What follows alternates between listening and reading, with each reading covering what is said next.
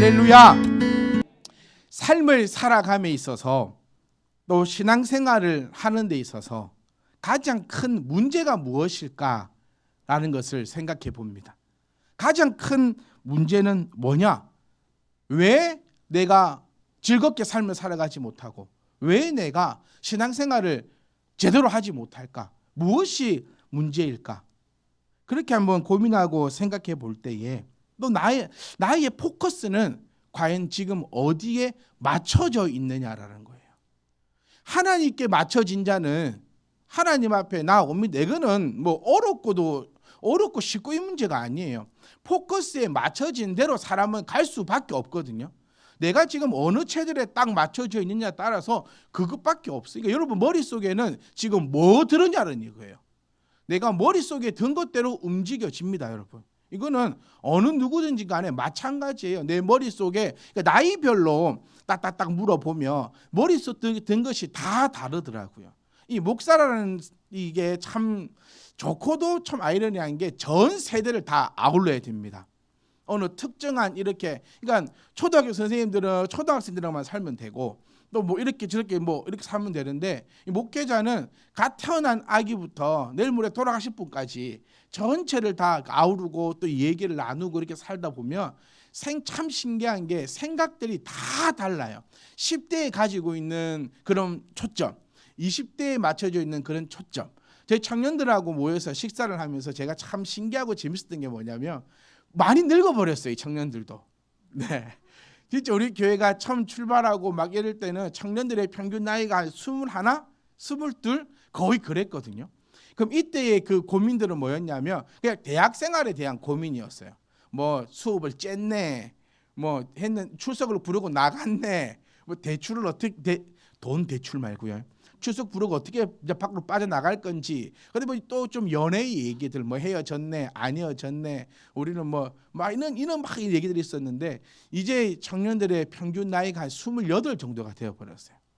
네, 그만큼 이렇게 같이 늙어오고 있다는 그 소리인데 이제 이 청년들의 고민거리가 뭐냐면 취업에 대한 문제 그리고 이제는 결혼에 대한 문제.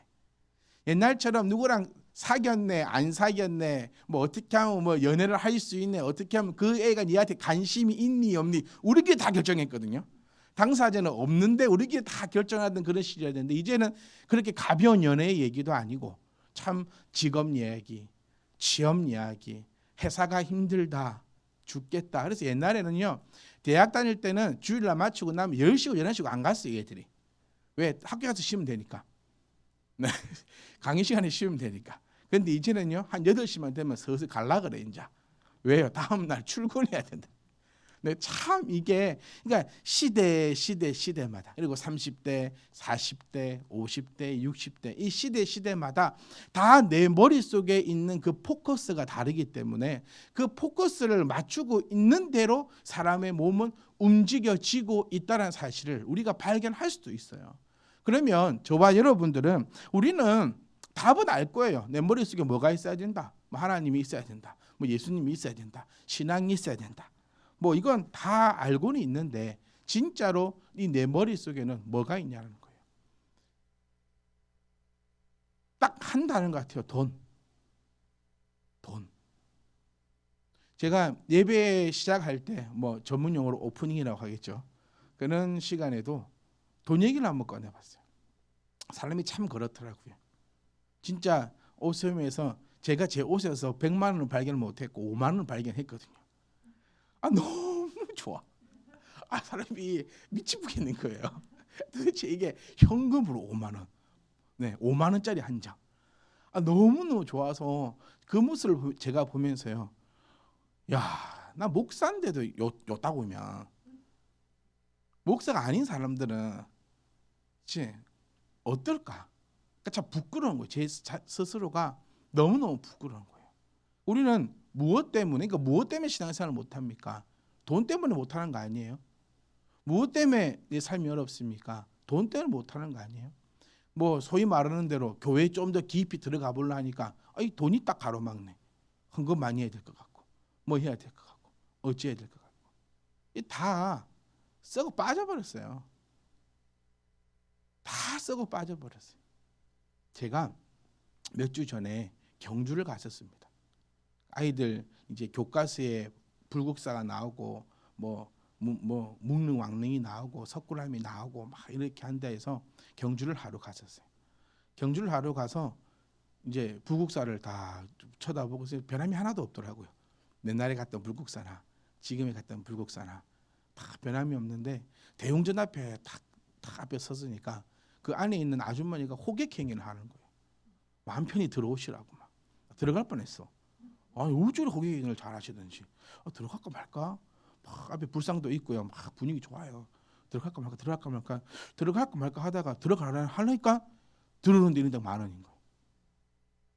그리고 그 가까이 가갖고 절을 한 번 하려면은 50,000원을 내야 된다는 거예요. 나 참 진짜 교회만 욕하지 마라. 예. 발길을 돌려서 석굴암 쪽으로 갑니다. 석굴암 입구에 종이 하나 있더라고요. 에밀레 종인가 뭐 모르겠는데 큰 종이 있어요. 놀라운 글귀를 제가 발견했습니다. 1인 1타 1,000원 이상.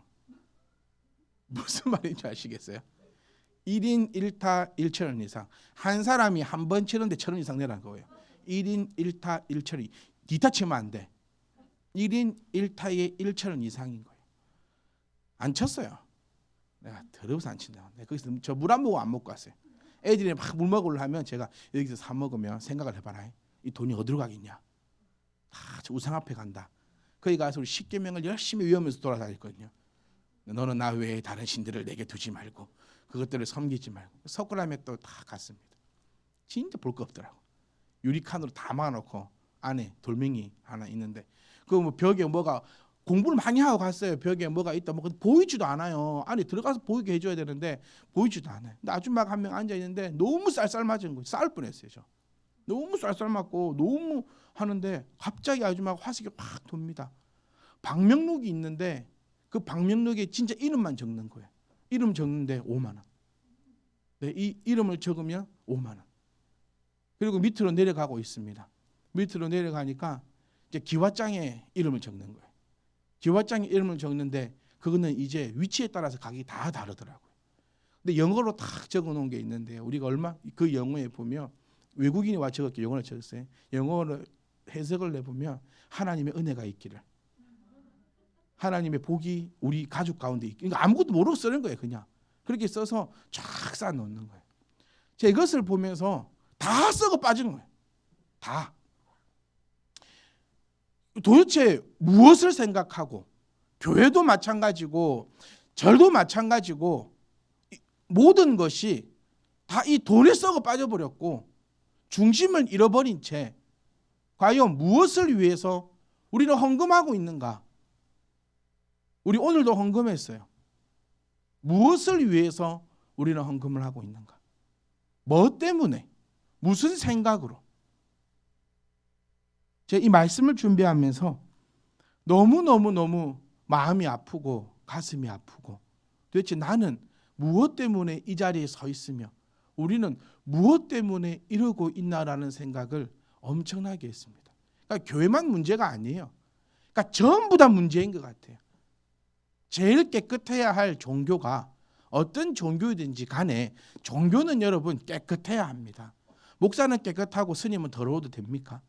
스님은 깨끗하고 목사는 더러워도 됩니까? 아닙니다. 어떤 종교가 되었든지 간에 어떤 종교 지도자가 되었든지 간에 깨끗하고 부족함이 없고 앞에 섰을 때에 부끄러움이 없어야 된다는 것은 우리 모두가 다 가져가는 거예요. 그런데 이미 모든 것에 있어서 중심이, 목적이, 가치관이 돈에 놓여져 버려 있는 거예요. 우리 또한 마찬가지라는 거예요. 왜 공부합니까, 여러분? 왜 우리 살아갑니까? 결국에 돈 때문이 아니던가요? 일주일 동안에 왜 그렇게 애썼습니까? 왜 좋은 직장 가라 합니까? 왜 신앙 따위는 다 버려도 되고 왜 좋은 데 시집 가라 합니까? 왜 신앙은 항상 뒤처지는데 항상 무엇에 뒤처집니까? 항상 돈에 뒤처져요. 다른 것에는 안 뒤처지더라고요. 건강 잃어도 신앙은 지킵니다. 그런데 돈 잃으면 신앙 안 지키는 모습이 더 많더라고요. 건강 때문에는 신앙 잘 안 버리더라고요. 그런데 돈 때문에는 신앙을 버려버리더라고요. 근데 하나님께서 우리에게 원하시는 것은 과연 무엇일까요? 저는 이 자리에서 이렇게 말씀 제목을 정했어요. 사실은 헌금하지 말아라. 헌금하지 마라. 너무 안타깝고 너무 불쌍해요. 여러분, 우리는 전통적으로요, 헌금하면 복 받습니다라는 얘기를 참 많이 들어왔어요. 헌금하면 복 받는데요. 뭐 틀린 말은 아니겠지. 그런데 맞는 말도 아니에요. 헌금은 복을 받기 위해서 하는 것이 아닙니다, 여러분. 그러면 왜 하는가? 한번 생각해 보셨어요? 여러분은 왜 헌금합니까? 또 반대로 여러분은 왜 헌금하지 않습니까? 무엇 때문에요? 뭐 때문에요?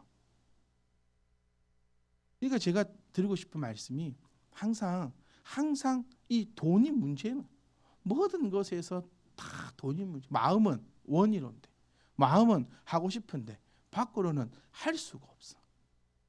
과연 무엇 때문에요? 복 있는 사람은이라고 시작합니다. 시편 1편은요. 우리 다 보셨어요. 복 있는 사람은, 복 받고 싶은 사람이 아니라 복 있는 사람은 악인들의 꾀를 쫓지 아니한다.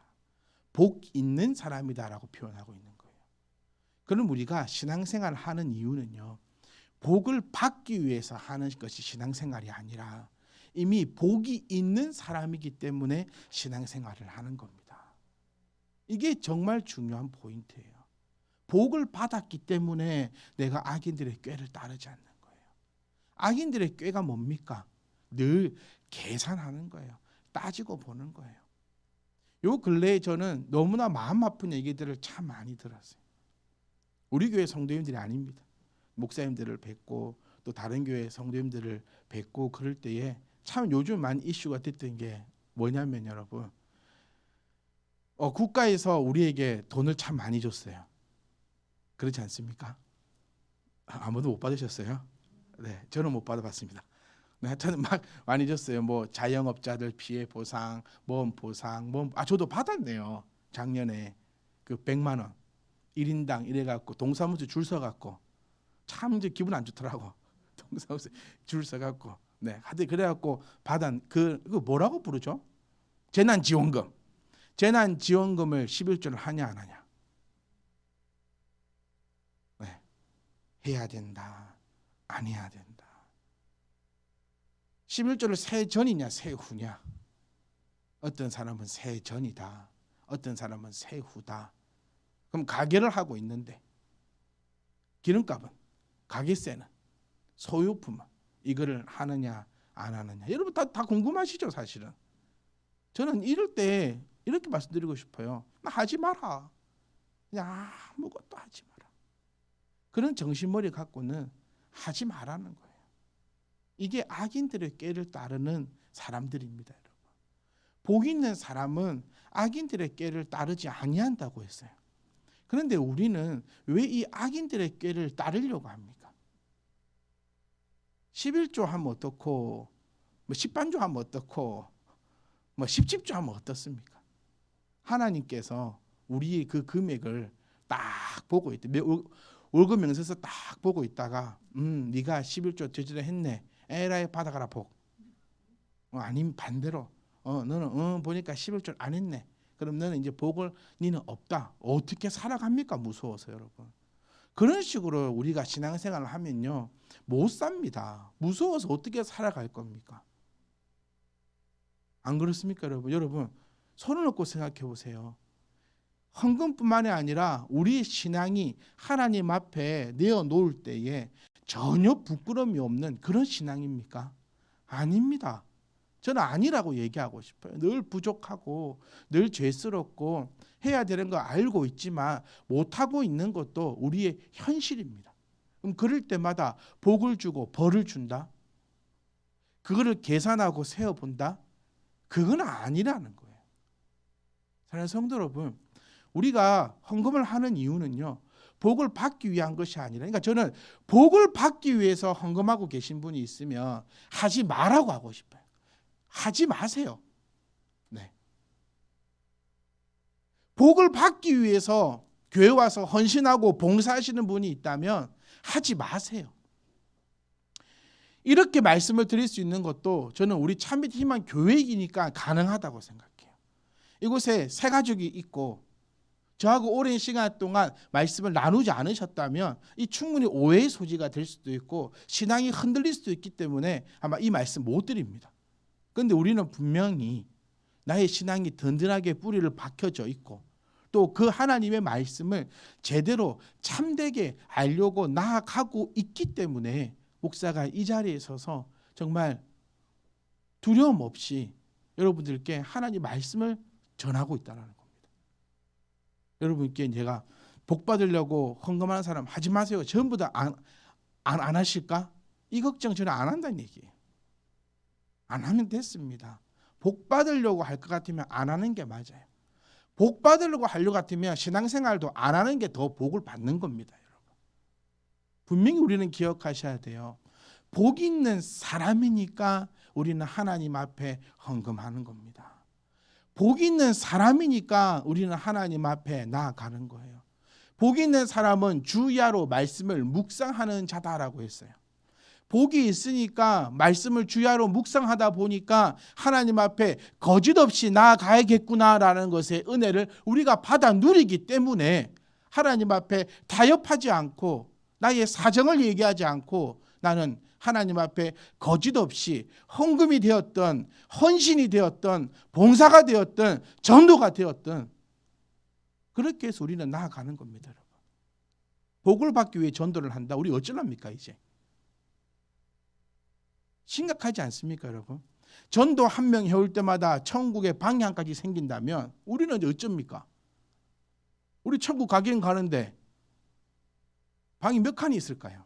그러니까 이런 말도 안 되는 뭘 떼야 된다, 뭘 젖져야 된다, 세전이다, 세우다, 재난지원금이 어쩌다 저쩌다. 악인들의 꾀는요 더럽게 계산하고 따지는 것입니다. 요즘 요소수로 문제가 많습니다. 나라가 들썩들썩합니다. 지구촌이 들썩들썩합니다. 요소수는요 경유차에 나오는 그 매연을 화학적 반응으로 일으켜서 그 매연을 뭐 좀 저감시켜주는 그래서 꼭 필요한 그런 액체라고 합니다. 그래서 뭐 옛날 차들은 그게 없지만 요즘에는 요소수가 없으면 차가 안 돌아가는 아주 중요한 요소수랍니다. 이 요소수의 대란이 왜 일어났습니까? 미국하고 호주가요. 이 코로나 발생지는 근원지는 중국이다라고 얘기를 합니다. 그러니까 중국이 열받았어요. 그래? 그럼 내가 호주 너 석탄 우리가 수입 안 해. 거꾸로 알았거든요. 호주가 중국에다가 석탄을 안 준 줄 알았어요. 그런데 정확하게 따지고 보니까 미국이 호주에게서 석탄을 받지 않겠다고 얘기했던 거예요. 호주라는 땅이 얼마나 지하 자원이 많냐면 호주의 지하 자원을 지금 다 캔다면요 한 10만 년을 호주 백성들이 먹고 살 수 있대요. 그 정도로 많은 지하 자원이 있고 전 세계에 어마어마한 석탄이 다 호주에서 채취가 된다고 합니다. 그러니까 중국은 호주에 석탄 안 받겠다라고 얘기했어요. 계산이 있었다는 거죠. 뭐냐면 우리 땅에도 석탄이 있으니까 우리 땅에서 석탄을 채취하면 충분히 우리가 감당할 수 있고 또 아프리카의 가나라는 그 국가하고 우리가 협상을 맺었기 때문에 거기에서 수입을 해오면 호주 너희의 석탄 따윈 필요 없어. 우리가 너희의 석탄을 가져가지 않지? 너희는 이제 아마 죽을 거야. 이 계산으로 중국이 끊어버렸어요. 그런데 중국에 홍수가 났습니다. 그래서 석탄 주요 생산국이 생산 지역이 물에 잠겨버려서 석탄을 채취할 수가 없게 된 거예요. 가나 내전이 일어나 버렸습니다. 지금 아프리카에 내전 중이에요. 그래서 거기서 석탄을 수입해올 수가 없습니다. 그러니까 석탄을 중국에서 가져오지 못하니까 공장이 돌아가지 않아요. 그래서 우리나라는 올 가을에 아주 깨끗한 하늘을 마음껏 바라볼 수 있었다라는 거예요. 석탄에서 추출해서 나오는 물질이 바로 요소수라는 얘기입니다. 자, 계산하고 따지고 선택했습니다. 다 될 줄 알았어요. 나름대로 다 계산은 있었습니다. 그런데 그 계산한 것이 모두가 다 엉망진창이 되어버렸고 그 나라 하나의 선택으로 인해서 지금 온 지구촌이 힘들어하고 특히 그 옆에 있는 나라가 제일 힘들어하는 것 같아요. 제가 왜 이 말씀을 드리냐면 우리의 선택도 어디에 있냐는 겁니다. 우리는 늘 계산해요. 늘 따집니다. 하나님 말고 다른 방법을 찾으려고 하고 하나님 말고도 얼마든지 지금 당장의 계산을 해보면요, 내가 하나님을 믿고 신앙생활을 하고 예배를 드리고 헌금을 하는 것보다 하지 않는 것이 지금 당장에는 훨씬 더 유익하다는, 아니 어쩌면 이 세상을 살아가는 데 있어서는 신앙 없는 삶이 훨씬 더 괜찮고 훨씬 더 좋을 수 있어요. 베드로가 얘기하듯이, 바울이 우리에게 얘기하듯이 저 천국이 없다고 한다면 지금 우리가 하고 있는 이게 얼마나 안타깝고 얼마나 미련한 짓인지를 우리가 바로 알 수 있어야 된다는 겁니다. 사랑하는 성도 여러분, 우리는 천국을 믿고 있다 그래요. 여러분의 선택은 과연 어디인지를 저는 한번 여쭙고 싶어요. 다시 말씀드립니다. 정말 바르게 알려드립니다. 복을 받기 위한 것이 아닙니다.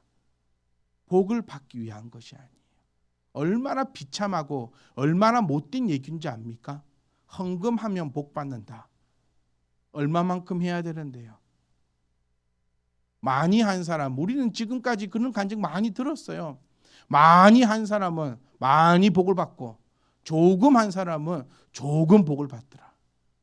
오늘 본문 말씀에는 예수님께서 다 보고 계신다라고 1절에 표현합니다. 깜짝 놀랐어요, 여러분. 예수께서 헌금함을 대하여 앉으사 무리가 어떻게 헌금함에 돈 넣는가를 보고 계신다는 거예요. 그럼 우리도 헌금할 때 다 하지 않습니까? 주님이 보고 계신다고요. 두 반응 중에 한 반응은 분명히 있을 겁니다. 주님이 보고 계시니 얼마나 신납니까? 또 한 반응은 주님이 보고 계시니 얼마나 부끄럽습니까? 분명한 것은, 정확한 것은 예수님께서 헌금함에 대하여 앉으사 무리가 어떻게 헌금함에 돈을 넣고 있는가를 보고 계신다. 이 사실 절대 잊지 않았으면 좋겠어요. 사람이 보고 있는 거 아닙니다. 주님께서 분명히 보고 있는데 여기서 우리가 기억하실 거, 꼭 기억하실 거, 제발 복 받으려고 하지 말자라는 거예요. 뭐 때문에 하자? 복을 받았으니까 하는 거예요. 이게 신앙의 원리입니다. 복을 받으려고 언제까지 받겠습니까? 언제까지 주로 하겠습니까? 저희 소망은요, 이곳에 새 가족이 가득가득 차는 것도 저희 소망이겠지만 더 가장 큰 소망은 여러분들의 신앙이 더욱더 아름답게 자라나고 자라나서 정말 기쁘게, 정말 멋지게 그렇게 신앙생활 하기를 원합니다. 우리 기왕 신앙생활 하는 거예요. 이제 몇 년 안 남았습니다, 여러분. 뭐 몇만 년 신앙생활 이 땅에서 할 수 있을 것 같습니까? 정말 이 짧은 이 생애, 이 신앙의 생활이 정말 아름답고 복되고 멋있게 그런 삶으로 나갔으면 좋겠어요.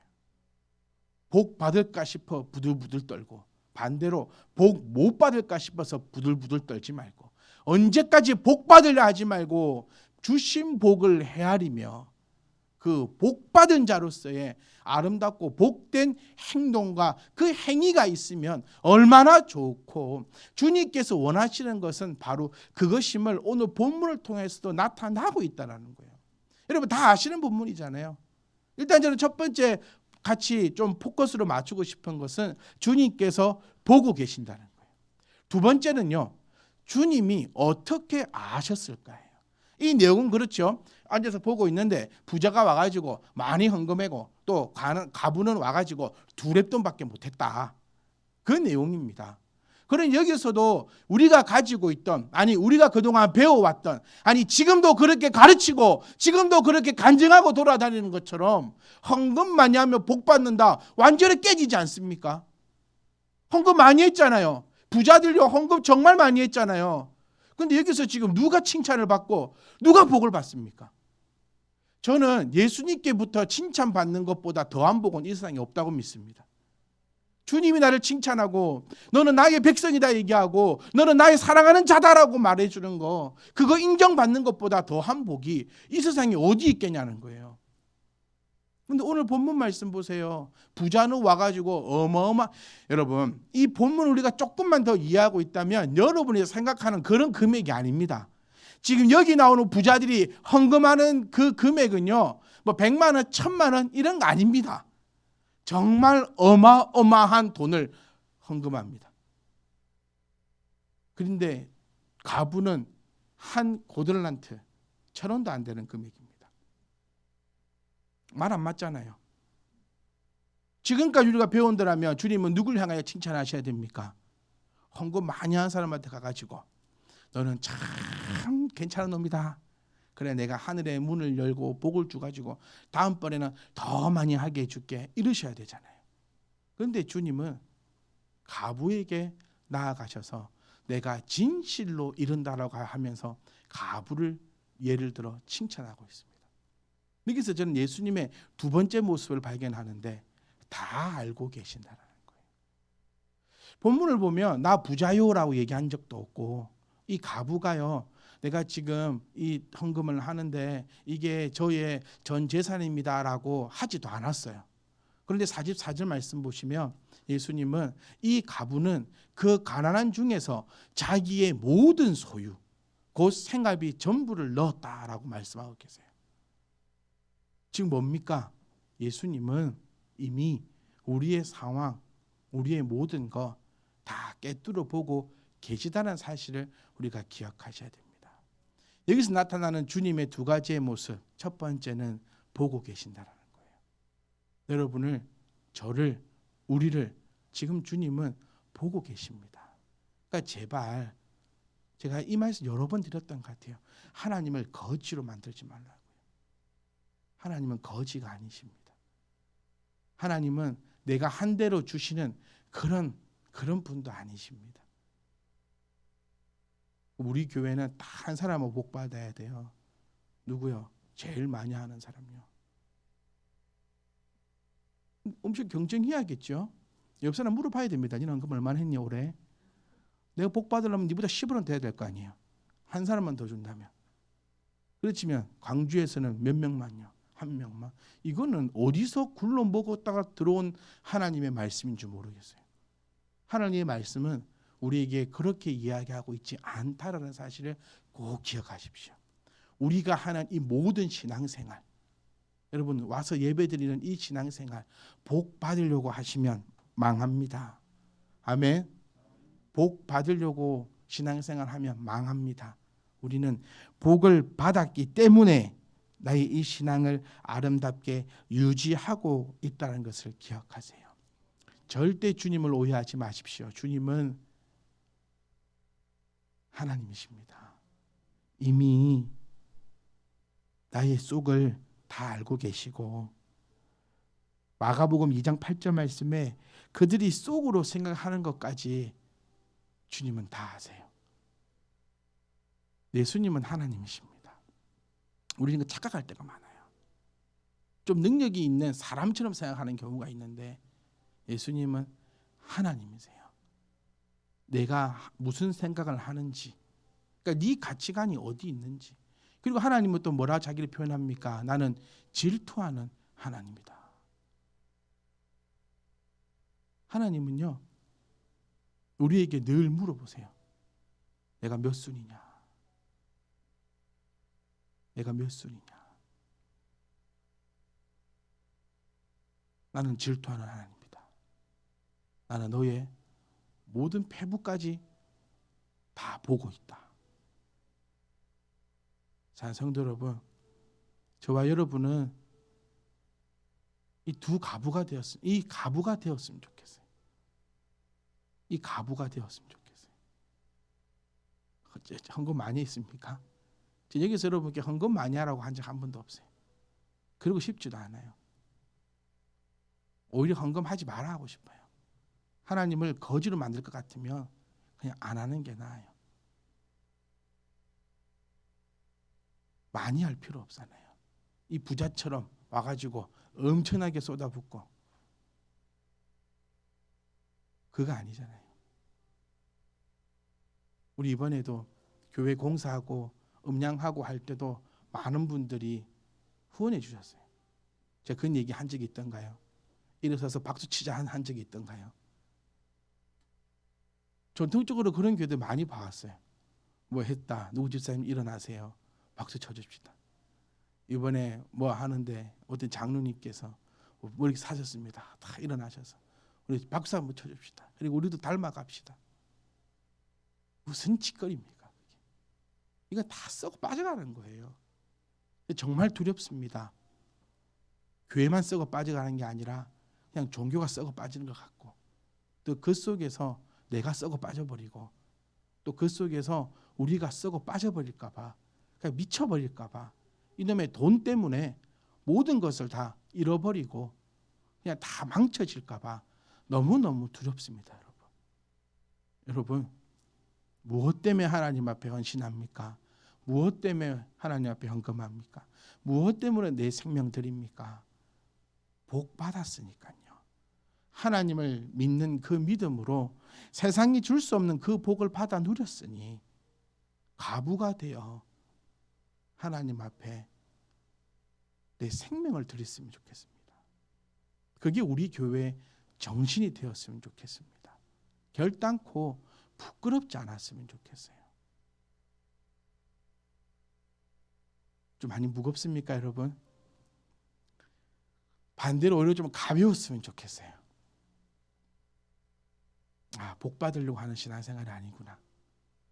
그 복 받아야 된다고 하면 나는 아직 복을 못 받은 사람인 거예요. 근데 복 있는 사람이라면서요.